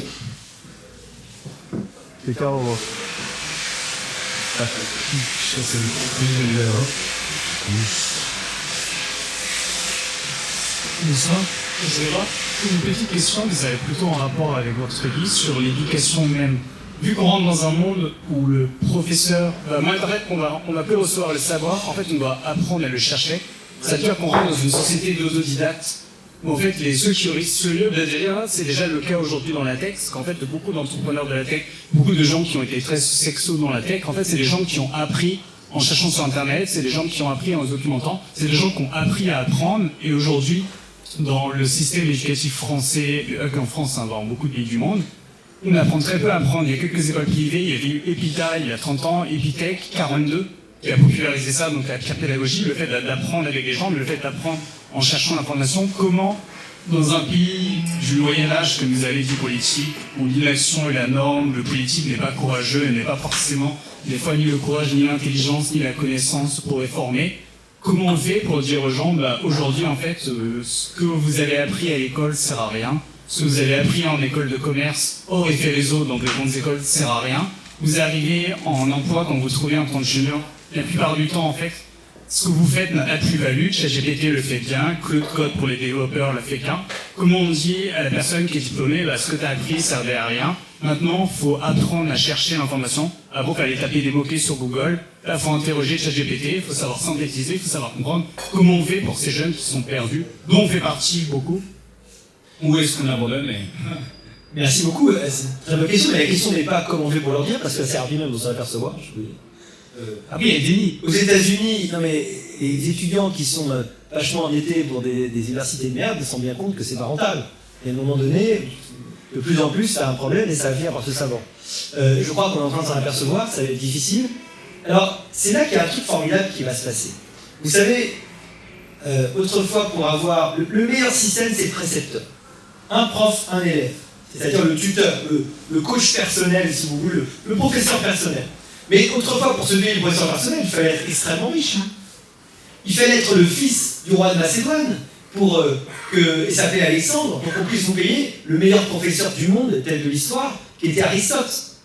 Et ça a fait Alexandre le Grand, alors peut-être qu'Alexandre le Grand n'aurait pas été Alexandre le Grand sans Aristote. Demain, on va tous pouvoir avoir des Aristotes dans notre poche.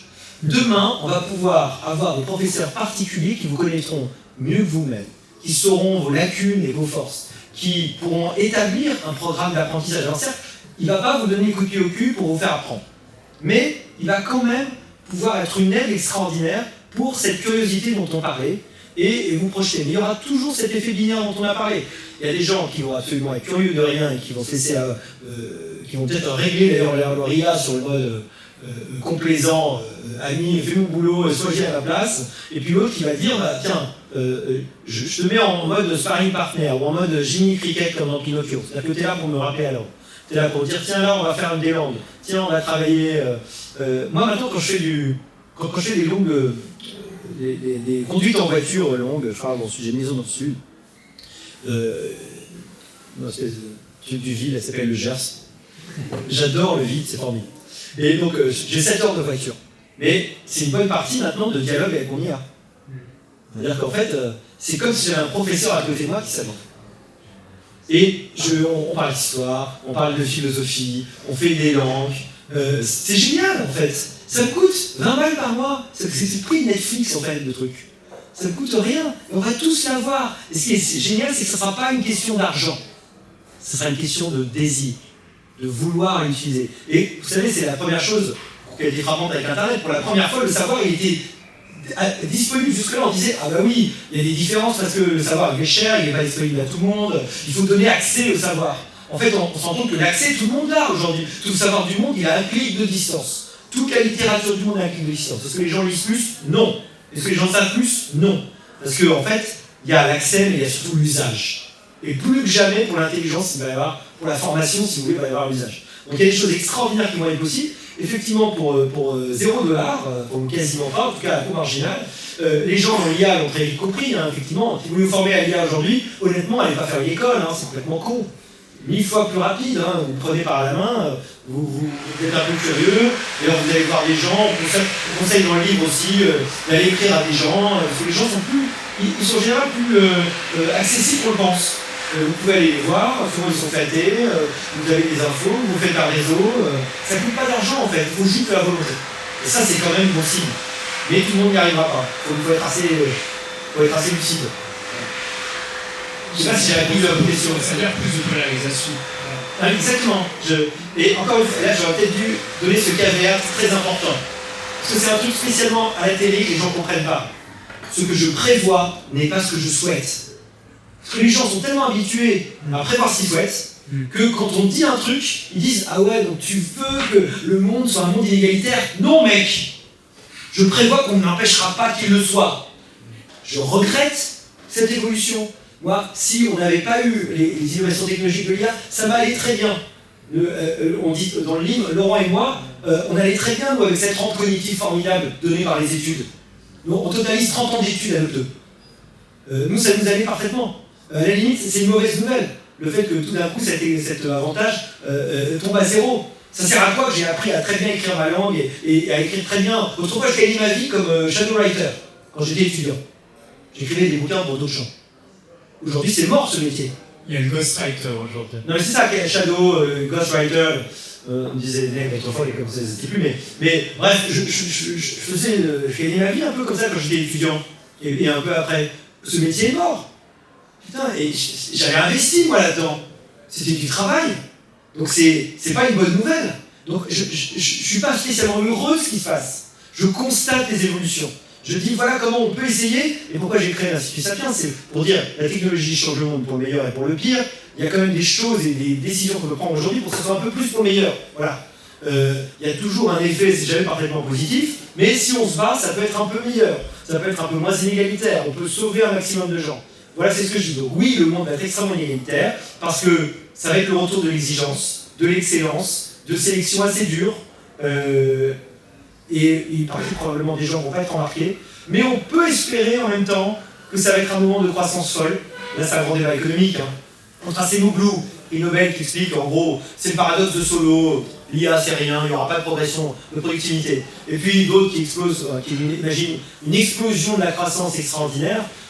La vérité est peut-être entre les deux, mais on peut avoir un espoir extraordinaire sur la prospérité, sur le fait qu'on va pouvoir avoir accès à la fusion nucléaire, l'énergie propre et infinie, et que ça va changer la face de la Terre. Et que notre vrai problème, c'était ce que je disais dans le terme divertissement, notre vrai problème, je crois, ça sera d'utiliser notre temps libre à terme, vraiment. Comment être heureux sans contrainte? Comment être heureux en se forçant à faire des efforts malgré la facilité du monde?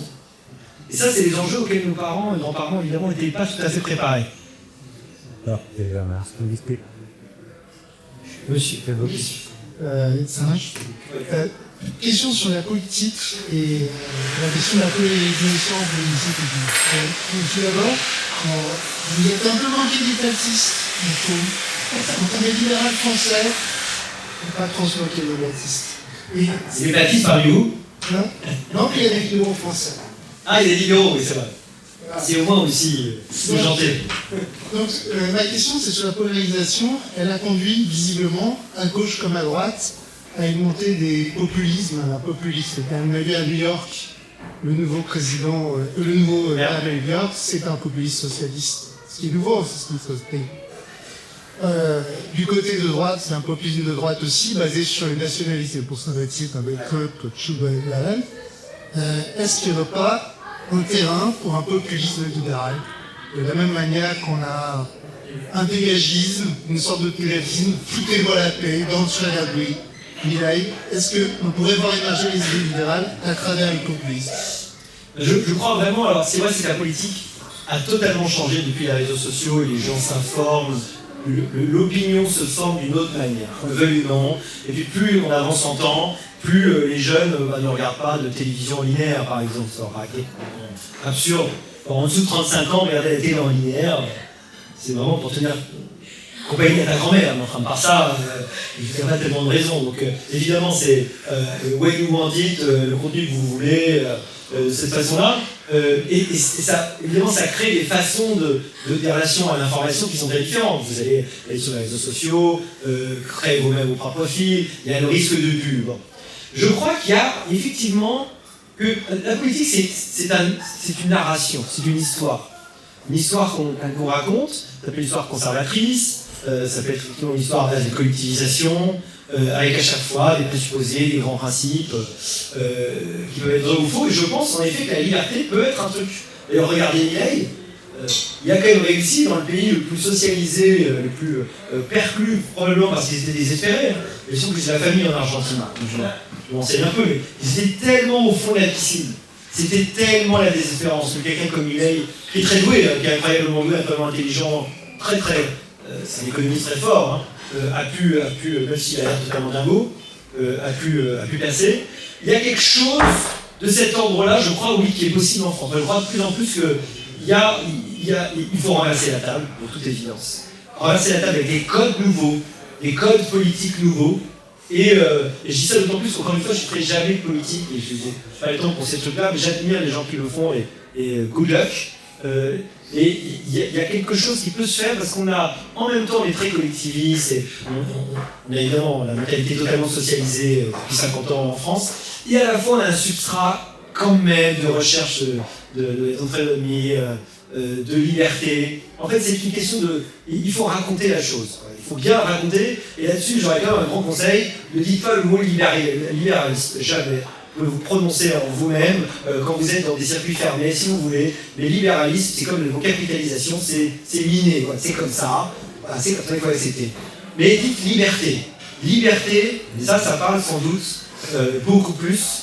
N'hésitez pas, c'est une question souvent de deux termes, mais c'est plutôt ça qu'il faut vendre. Après, qui ça va être, d'où il va émaner, comment on arrive à changer l'histoire. Gramsci a raison, hein, c'est une bataille des idées, la politique d'abord, c'est une bataille d'hommes, je crois profondément. Hein. Et donc il faut mener cette bataille des idées, on est quelques-uns à essayer. Regardez les termes de justice sociale. Regardez cette escroquerie, ce truc qu'on nous a passé, qui est comme une façon de justifier toujours plus d'impôts, y compris dans le pays qui est déjà le plus progressif, où les riches payent le plus d'impôts. On nous a raconté n'importe quoi. Zucman, c'est une imposture. Je l'ai dit ce matin encore sur Europe 1. Mais c'est tellement impossible à raconter à la télé, parce que c'est trop compliqué d'expliquer que les chiffres sont bidonnés, qu'en réalité, on a une progressivité extrêmement forte, qu'il n'a pas mis la redistribution dans son calcul, qu'il n'a pas compté la retraite qui est un droit, qu'il confond personne physique et personne morale, qu'il a créé un truc qui s'appelle le revenu économique, mais c'est par définition du revenu qui n'est pas touché. Donc c'est pas du revenu parce qu'il n'est pas touché, mais quand il est touché, il est évidemment fiscalisé. Tous ces tripotages ont fait que, et plein d'autres évidemment, montraient l'évolution de la richesse en pourcentage de PIB. La richesse c'est un stock, le PIB c'est un flux, donc évidemment vous habillez la mariée, vous faites exploser le truc, alors que quand vous regardez bien, chez nous il n'y a pas d'explosion des inégalités, tout le monde est persuadé que les riches ne payent pas d'impôts, les inégalités explosent, les pauvres sont de plus en plus pauvres, mais l'indicateur de pauvreté c'est un indicateur en pourcentage sur le revenu médian, ça veut dire qu'on peut tous devenir plus riches, il y a quand même plus de pauvres. Il faut le dire aussi que c'est complètement con, ce truc. Voilà, c'est un indicateur débile, puisque c'est un pourcentage sur le revenu médian. Il faut comprendre. Et là, vous dites pourcentage sur le revenu médian, vous avez perdu 97% des gens qui vous écoutent, donc forcément c'est compliqué. Il faudrait évidemment un truc un peu comme Amartya Sen, le prix Nobel, qui expliquait c'est plutôt une capacité de base. La pauvreté, c'est à quoi tu as accès. Je veux dire, en France, on a accès à énormément de trucs. C'est un indice utilisé en géographie, on parle de pauvreté multidimensionnelle. Voilà, c'est ça. C'est une pauvreté absolue sur le critère. Voilà, ce qui est intéressant, c'est l'absolu. Et donc, on pourrait pas dire, regardez, il y a de plus en plus de pauvres. C'est pas vrai. C'est faux. C'est pas vrai. C'est faux. C'est pas vrai. Évidemment. Donc, il faut avoir le courage de le dire. Mais vous voyez, vous regardez les débats comme moi, c'est hyper dur. Parce qu'enfin, vous avez 4 mecs qui vont vous raconter n'importe quoi. Vous allez commencer à détricoter le truc. Déjà, c'est fini. Je veux dire, à la télévision, vous avez droit à 3 phrases. Et déjà, ça s'appelle un tunnel. 3 phrases sur des questions tellement complexes dont on est en train de se parler. C'est ça qui est hyper dur. Donc, imposer un autre récit, ça prend vachement de temps. C'est pour ça qu'il faut écrire des livres, il faut écrire des tribunes, il faut aller dans les médias, il faut qu'on soit de plus en plus nombreux. Parce que je peux vous dire qu'on n'est pas très nombreux. Hein. J'ai tous les jours, moi je refuse 3 télés par jour. D'accord, les gars sont là, on cherche un libéral. Putain. Non mais c'est dingue, il faut être beaucoup plus nombreux. On doit être beaucoup plus nombreux à défendre les... C'est pas très compliqué. Alors le problème, c'est qu'il faut être libre, c'est bon. Il faut être disponible. Il faut oser se montrer surtout, c'est ça le... Et là, oui, il faut avoir un métier. Le problème, quand tu défends une boîte, tu peux pas. C'est rare d'être indépendant. Et je crois de plus en plus j'en parlais à Didier, celui qui les jeunes, mais je crois de plus en plus aux gens qui sont dans une deuxième carrière, qui ont très bien réussi leur vie, ont réglé le problème des ressources matérielles, et qui disent, tiens, voilà, j'ai 50 ans, peut-être même 60 d'ailleurs, hein, et là, je décide de donner ma retraite à la politique. Et aux responsabilités, qu'est-ce que casse nos politiques, vous allez leur rémunération, c'est pas vraiment adéquat. Est-ce que vous ne craignez pas qu'en augmentant la rémunération de ce personnel-là, on ait à la fois des gens qui viennent pour les mauvaises raisons et aussi des gens qui s'accrochent à leur poste alors que tout les inviterait dans leur bilan, les inviterait à partir, et notamment quand on voit l'aide des responsabilités qui règnent aujourd'hui en France, avec un personnel politique qui, à l'heure de plateau, se plaît à dénoncer son propre bilan, ou encore quand on doit à l'exemple très précis avec Lucas de Louvre, on a en fait sur le chaîne d'irresponsabilité qui est absolument flagrante. Si vous ne craignez pas que si les régulières encore plus, il y a des gens qui doivent s'accrocher contre Banzera. C'est une très bonne question. En plus, ils s'accrochent déjà, hein, si vous bien noté, hein, parce qu'une grande partie des votes à l'Assemblée, enfin une partie des votes à l'Assemblée, se comprennent parfaitement si vous prenez en tête le fait que les mecs dépendent de ces 7 000 balles par mois employés. Et qu'ils savent que le jour où ils ont perdu, ils auront énormément de mal à retrouver. Qu'il y en a, ils devront reprendre leur poste de chouf dans le réseau. Il y en a d'autres. Non mais l'employabilité d'un ancien député, malheureusement, est très faible. Parce que les entreprises ne vous attendent pas dessus. Même d'anciens ministres, je peux vous dire. C'est très dur.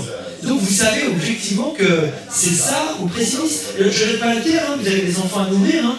Vous dites putain demain, c'est terminé, il n'y a plus rien qui tombe. Donc ça, évidemment, c'est une petite conséquence. Donc ça existe déjà, je peux vous dire. Vous avez raison, l'augmentation de la rémunération, ça doit faire partie d'un tout. La fin de la transparence, la fin de l'hyperjudiciarisation, le retour du cumul des mandats. Il faut qu'on puisse faire carrière. Il faut que les mecs puissent faire carrière. Il faut qu'il y ait une base locale et qu'ils puissent se lancer. Moi, je connais tellement de maires qui sont amers. Je ne dois pas internet, mais ils sont amers parce qu'ils ont été obligés de charger. Entre députés et maires, ils ont été obligés de choisir. Maintenant, ils sont députés, ils se font chier à régler le problème de pizzeria du coin. Fondamentalement, ils avaient envie de parler, de faire la politique nationale, ils avaient les épaules. Mais évidemment, c'est trop dangereux. Parce que si vous laissez la mairie à quelqu'un d'autre, vous les députés, vous donnez un électron libre et vous êtes explosé à la prochaine élection. C'est terrible ce qu'on a fait. Les 60 ans, les 35 heures, le non-cumul des mandats, l'hyperjudiciarisation de la chaîne TVP, l'idée qu'on allait rendre les gens tous beaucoup plus propres comme ça, tout ça nous tue en fait. C'est quelques décisions qui nous tuent. Et le, je ne les ai pas toutes faites, hein, évidemment, c'est pas la peine, mais le principe de précaution et tous ces trucs qu'on fourre dans la Constitution, bientôt il y aura la recette de la blanquette. Il faut arrêter, je veux dire, ce principe de précaution, il est urgent de l'enlever en réalité, parce qu'il a été tourné en principe évidemment d'immobilisme, et c'est absolument catastrophique. Vous voyez l'ampleur des trucs qu'il y a à faire, probablement il faut vraiment une nouvelle constitution. J'ai toujours un peu peur, parce que quand le pouvoir est à terre, qu'il y a une constituante, je ne sais pas comment ça va tourner. Je suis un petit peu inquiet de ça. Donc on sait ce qu'on a, et on ne sait pas ce qu'on parle. C'est une façon assez simple de voir les choses. Hein. C'est de sonner une équipe qui perd un match, c'est la faute des joueurs. Elle perd toute l'année, c'est le code de l'entraîneur, ou 3 entraîneurs, c'est la faute des dirigeants. Et après, si ça continue, c'est un problème de structure. Et c'est exactement ce qu'il faut. C'est bien d'avoir une structure, mais la question c'est si on arrivera à s'entendre sur des structures modernes dans un monde qui va avancer bien vite, qui nécessite des décisions plus fortes, un monde qui va. Si on veut survivre dans ce monde plus violent, on va être plus violent en fait, c'est ça. Plus violent au sens discriminer plus sur l'excellence, sur le niveau, faire venir, payer beaucoup mieux les gens très bons. Voilà, tout simplement. Et nous on fait rigoureusement le contraire. Ce qui est bien c'est que chaque décision politique on fait exactement le contraire possible. Rigoureusement. Mais en France on a un problème de politiques qui ne sont pas responsables par définition. Le grand problème du politique, le grand problème, c'est qu'il y a un décalage énorme entre le moment où tu prends une décision de merde et le moment où tout le monde s'en aperçoit. Pareil pour la bonne décision d'ailleurs. Il peut s'écouler 20 ans. L'effet Fessenheim, les décisions de sortie du nucléaire, tous ces trucs-là. Vous êtes déjà à la retraite, vous êtes déjà libéré. On ne va pas vous chercher pour aller mettre vos têtes au bout du pic. Ça sert à rien, c'est trop tard. Mais la décision est prise. François Mitterrand expliquant non, le problème sur les retraites, bah oui, ça se posera dans 40 ans. Si on avait pris une décision il y a 40 ans d'introduire une dose de capitalisation, aujourd'hui, on ne serait pas dans la merde dans laquelle on est. J'ai fait les sensations l'année dernière en faisant un calcul tout simple, en expliquant si vous prenez quelqu'un au SMIC, ok, théoriquement, un gars au SMIC, je ne sais pas si vous le savez, mais il cotise environ 500 € par mois pour sa retraite. En vrai, il y a des réductions, enfin le système est censé compenser. Si tu mets toute ta carrière au SMIC, 500 € par mois, aujourd'hui, ça vous fait quoi en retraite par répartition? Tu es à peine au-dessus du minimum pauvreté. Tu es à peine au-dessus, ok? Si tu avais tout mis dans un système par capitalisation, avec effectivement un ETF monde, avec une projection conservatrice, tu as un capital d'1 million, 1,5 million qui te permet de te verser, sans toucher à ton capital, 1,500 au moins à 2 000 par mois. Tout le monde a refait les calculs, ils sont bons et ils sont même très conservateurs ceux que j'ai donnés. Le seul truc qu'on peut dire, c'est que les performances passées ne préjugent pas des performances futures. C'est vrai, c'est vrai. Enfin, jusque-là, je trouve que le meilleur placement, c'est pas le livret. Et ça, si les gens connaissaient la réalité de ce système, il faudrait le feu. Il faudrait une question ça. Vous savez pourquoi est-ce qu'ils font conserver la retraite? Comme vous savez, c'est un Ponzi. Non, je me donne la réponse. Il faudrait créer ça. C'est le meilleur moyen pour que nos gens qui s'occupent de la retraite n'aient rien à dire. Parce que vous me donnez l'argent là, vous le mettez là. Et si jamais vous voulez faire de la capitalisation, il faut que les choses... Non, on aurait trouvé les mecs. D'ailleurs, ça existe, c'est les RAF. Les RAF, ils placent les primes des fonctionnaires. Ça existe. Je ne dis pas qu'on les aurait pas trouvés. Bien sûr qu'ils existent avec le placé. Il n'y a aucun doute.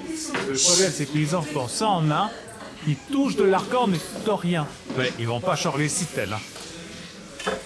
Je pensais à côté idéologique. Je suis juste tombé sur des interviews de Strauss-Kahn des années 90 qui évoquaient les fonds de pension à la française. Je pense que ça s'est joué à pas grand-chose. Ça a dû jouer dans le bureau de Mitterrand à un moment donné. Mitterrand, qui était un formidable littéraire, dont on travaillait Quick à l'économie, il a dit non, on est resté dans notre Ponzi et on s'est dit le problème, ça sera pour demain. Comme vous savez, la capitalisation originelle a été tuée par la guerre. Du coup, Pétain s'est retrouvé avec le problème de gens qui n'avaient plus de revenus. C'est là qu'on a commencé ce système formidable de la répartition. Ça permet de servir tout de suite à des gens des revenus alors qu'ils ne sont pas cotisés. Et au moment et à la libération, on a généralisé le système. Il y a toujours qui conseillent la résistance, que là, c'est Pétain qui avait commencé par obligation. Oui, et puis la structure de la population, il disait que c'était génial. Les années 60, 4 cotisants pour un retraité. Génial. Ils mourraient tout de suite. En plus, tu mourrais tout de suite. Aujourd'hui, l'espérance de vie à la retraite, c'est quoi? C'est 22 pour les hommes et 26 pour les femmes. À l'époque, c'était 1 an, et encore. Bien sûr. C'est même moins d'ailleurs. J'aurais une question sur l'IA.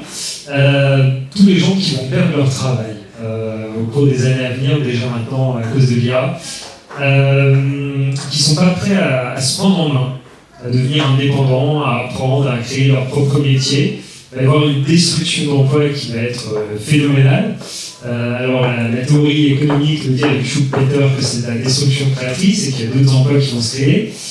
Comment vous voyez ça? Est-ce qu'il va y avoir un chômage de masse? Est-ce que les gouvernements vont mettre en place un revenu universel? Est-ce qu'au contraire, ça va créer énormément d'autres emplois? Moi, par exemple, je suis convaincu que, en partie, la conquête spatiale, qui sera énormément dans l'industrie, va amener beaucoup d'emplois comme ça. Mais voilà, est-ce qu'il va y avoir toute une masse au chômage et qui, du coup, va se divertir avec l'avènement d'une société du spectacle beaucoup plus importante et du divertissement que ce qui existe aujourd'hui? Ou alors tout le monde va retrouver de l'emploi parce qu'il y aura une création d'emploi. On posait une question fondamentale, et pour être tout à fait franc, tous les scénarios sont sur la table. Alors nous avec Laurent, on croit à un scénario qui est celui que le travail ne va pas disparaître, en tout cas pas tout de suite, et qu'on va être dans la destruction créatrice classique de Schumpeter. On pense qu'il n'y a pas de raison. D'autres gens pensent le contraire. Il y a des gens qui pensent que vraiment ça va très rapidement être supprimé. Là, à la limite, c'est simple. Le problème, c'est qu'il faut changer les structures de répartition de la valeur pour que tout le monde ait accès un peu à la prospérité créée par les machines. Quand les robots demain produiront les robots, on aura du coup plein de raretés qui vont disparaître. En quelque sorte, l'économie, c'est la science de la rareté. Il y a plein de raretés qui vont disparaître, on va pouvoir la répartir. On peut l'imaginer, il y aura quand même un problème, Donc, en fait, c'est une sorte de communisme organisé par l'IA, si vous voulez, à chacun selon ses besoins. Il y a quand même un problème, c'est qu'il va toujours rester des raretés. Qui va avoir droit à la vue sur mer? Au vrai chalet, au cheval? Parce que le monde virtuel, tu pourras l'inventer comme tu veux. Tout le monde aura une vue virtuelle sur mer. Il n'y a aucun problème, c'est l'utilisable. Comment tu vas répartir les vraies raretés? Quelle est la clé de répartition? Là, il n'y a pas de question. Nous, on croit qu'à court terme, avec Laurent Alexandre, ce qui va se passer, c'est des solutions créatrices. Il y a plein d'emplois qui vont se créer. La vraie difficulté, c'est jusque-là, chez Schumpeter, tu avais une génération pour te former. Il avait 25 ans, le maréchal Ferrand, il avait quand même le temps de pouvoir venir, de commencer à avoir monté le truc, de se former, de commencer à avoir une activité de réparation de voiture, et de devenir garagiste. C'était assez facile. Comment tu fais quand c'est en quelques mois? La rapidité avec laquelle il faut se former.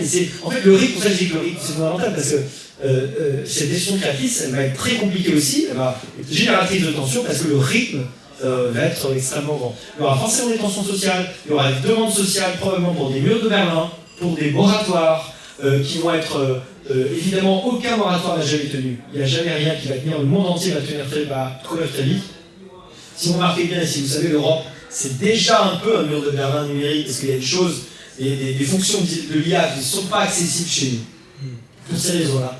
Et je pense que ça ne va pas être tenable très longtemps, ou alors, ça veut dire que, comme c'est déjà le cas en fait, on est en phase de vassalisation, hein, même, on pourrait dire de tiers-mondisation. Je fais une envie que sur Europe, on a de plus en plus de caractéristiques au pays du tiers-monde. La question c'est, est-ce qu'on se laisse aller, et où est-ce qu'il y a une forme de sursaut? Voilà. Vraiment, la trajectoire est très mauvaise. Voilà. On peut se consoler en disant qu'au XVIIIe siècle, on était les rois du monde, mais c'est fini. Ça fait très longtemps. Et il y a plein de raisons qui font aujourd'hui que ça va aller de plus en plus mal. On est en train, avec ce nœud coulant fiscal, de s'asphyxier tranquillement. Et soit on donne un bon coup de talon et on remonte à la surface, mais ça veut dire beaucoup de décisions très courageuses, très dures. Soit on continue péniblement à se tiers-mondiser, à se vassaliser. Peu importe le scénario le plus probable, voilà ceux qui sont sur la table. Très bien, je ne sais pas s'il y en a qui ont d'autres questions, sinon on va pouvoir faire une dernière question et après on va mettre fin. Bonsoir monsieur, j'ai noté que dans tous les échanges qu'on a eus, quels que soient les domaines, que ce soit la technologie, la politique, l'économie, il y a un point commun qui revient à chaque fois, c'est la nécessité d'un sursaut. Vous avez cité l'expression renverser la table. Moi, j'aurais dû poser une question. Est-ce que vous partagez cette position pessimiste, mais peut-être en même temps un petit peu réaliste, qui consiste à penser que ce renversement de table n'arrivera que quand la France sera pied au mur, à savoir lorsque le FMI toquera à notre porte. Donc, je voulais savoir, est-ce que vous accédez à cette position? Oui, alors c'est pour ça que j'ai dit justement que j'attends la troïka. C'est-à-dire, ça ne sera pas le FMI, hein, ça sera plutôt la Commission, la BCE, éventuellement peut-être le FMI, mais ça sera surtout un moment où il faut savoir qu'on ne peut payer les fonctionnaires, on ne peut payer une consultation maladie que parce qu'on emprunte. Chaque année, cette année, là, on a emprunté 320 milliards sur les marchés pour faire rouler la dette. 320 milliards, c'est à peu près, c'est un peu moins que les recettes des impôts, en fait, tout simplement, hein, qu'on est obligé d'emprunter chaque année. Encore une fois, pour faire rouler la dette, c'est pas la charge de la dette qui est différente. Il faut que ce truc devienne, qu'il y ait Pourquoi les mecs nous prêtent aujourd'hui encore? Ils nous prêtent parce qu'on a le meilleur système fiscal du monde. Parce qu'on a le système de recouvrement d'impôts le plus performant du monde. Il faut le savoir. D'ailleurs, c'est bien de le savoir parce que ça veut dire que quand on dit à chaque fois oui, la dette c'est pas très important, la dette c'est forcément l'impôt de demain. D'une façon ou d'une autre, parce que les mecs ne prêtent que parce qu'ils savent pouvoir continuer à plumer la poule demain. Si un jour ils commencent à se dire ah ben là la poule elle est en train de crever, il n'y aura plus rien, ils vont faire comme tout le monde, ils vont s'en détourner. Et ce jour-là, ça peut être extrêmement violent, relativement rapidement. J'ai bien peur qu'en fait il nous faille une forme de sursaut de ce type-là, c'est quelque chose qui nous oblige. Parce que tant qu'on est riche, on continue. Tant qu'il n'y a pas un sursaut, un truc qui dit un wake-up call, un truc qui dit là vraiment il faut vous changer. Parce que quand vous regardez les débats budgétaires, la plupart sont encore dans les dénis complets. c'est vous inquiétez pas, il y a encore 1800 mecs qu'on va pouvoir taxer, ça va régler nos problèmes. On est là quand même. Il y a 1800 ménages, et hop, abracadabra, il n'y a plus aucun effort, on va même d'ailleurs pouvoir continuer à augmenter nos dépenses. On est le niveau de délire, en fait, de déni d'ailleurs, dans lequel on est. Donc à un moment donné, il faut qu'il y ait quelque chose qui se passe vraiment. Et qui disent, voilà, les amis, et ça sera d'autant mieux que, au moins les hommes politiques seront obligés de dire, ouais, bah, c'est pas nous, c'est ça, il faut pas obligé quand même pour faire quelque chose. Le problème, c'est que ces moments sera forcément un peu lourd pour beaucoup de gens. Vous connaissez le proverbe indien, quand les riches maigrissent, les pauvres meurent. Voilà. Et que c'est toujours ça qui est terrible, hein, c'est que ce sera les gens les plus modestes qui vont être touchés. Quand vous avez vu la Grèce, hein, c'est des très douloureuse, hein, baisse massive des rémunérations du fonctionnaire, baisse des retraites, ils sont en train de remonter la pente, mais il y a un moment qui est un peu dur.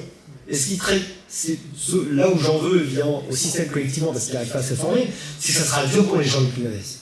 Sans aucun doute. D'autant plus que les autres sont internationaux, cosmopolites, avec plusieurs points de base, capables d'aller travailler partout. C'est un conseil que je donne, si vous voulez échapper au naufrage, ayez plusieurs diplômes, pardon, diplômes peut-être de moins en moins, mais plusieurs passeports. Soyez internationaux, soyez capables de travailler partout, parce qu'on n'est pas tout à fait sûr qu'il n'y ait pas des moments un peu difficiles traversés notamment par des pays comme la France qui attendent le pourrissement ultime pour se réformer. Donc voilà, je crois comme vous, malheureusement. Et ce qui est terrible, c'est comme on a tellement d'atouts, on est tellement fort que ça peut glisser un petit moment encore. Ça peut glisser un petit moment. Je peux moins pessimiste que vous, parce que quand on entend les gens dans la rue, moi je ne sais pas à votre niveau, ils ne fréquentent pas quelqu'un de genre. Tu sais, je suis dans la rue aussi, je monte les confrères. Moi, ce que j'entends, c'est qu'aujourd'hui, on peut parler, par exemple, que le libéralisme, ça cause moins de problèmes parlant. Et je pense qu'il y a quelque chose, regardez, même Macron, il avait été un des premiers à pouvoir dire, mais là, on avait été très nombreux à lire des paquets, avant, il a dit je suis socialiste, il a dit je suis là, c'est-à-dire il a dit plein de trucs, mais le fait de pouvoir dire ce truc-là, déjà, c'est qu'il y a eu un changement dans la fameuse fenêtre d'Overton de janvier. Et je vais même vous dire que maintenant, les gens qui disent qu'ils sont socialistes deviennent rares. Je pense qu'on réussit à faire changer la ronde de camp. Je pense. On doit le voir. Il y a quand même des communistes encore. Donc ils ont. Et, excusez-moi, selon vous, qui est le politique le moins dans le déni actuellement?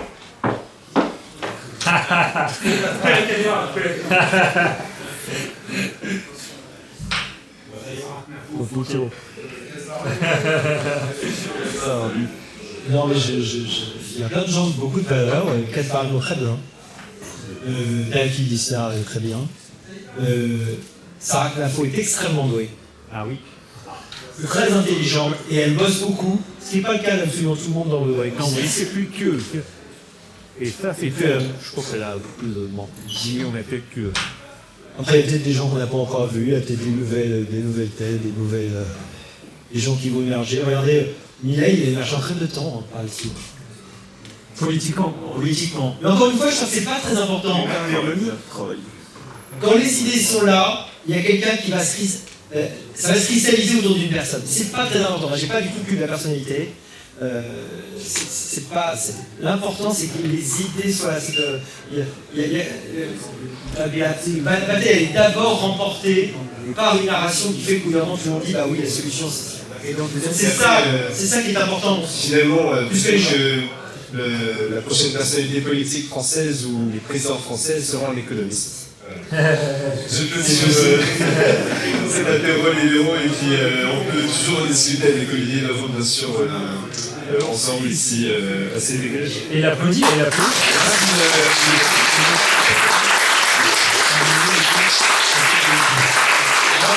C'est la consommée. Tout a disparu.